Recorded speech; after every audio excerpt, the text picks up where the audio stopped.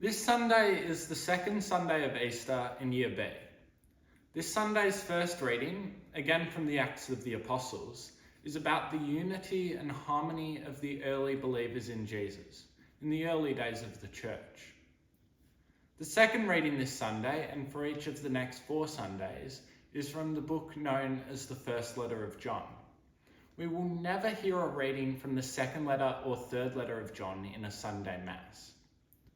The first letter of John is only about 4 or 5 pages long in an ordinary Bible. The book is more an essay than a letter.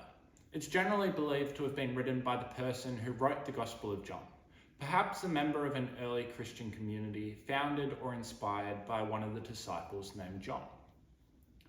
The book emphasizes that God is light and that we can live in the light by loving one another.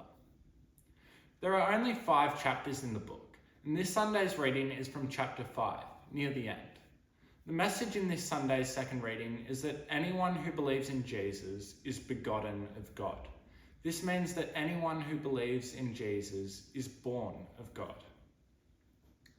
The Gospel reading this Sunday is from the Gospel of John, and it's the famous event which these days is remembered in the phrase, Doubting Thomas.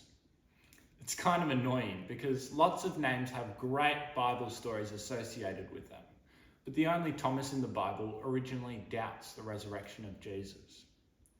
This event is recorded only in the Gospel of John. The Synoptic Gospels, Matthew, Mark, and Luke, do not reference it. This week's reading about Thomas may have been the original conclusion to the Gospel of John.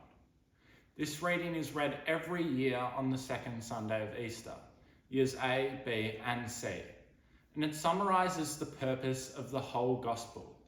It concludes with, "These things are recorded so that you may believe that Jesus is the Christ, the Son of God, and that believing this, you may have life through his name."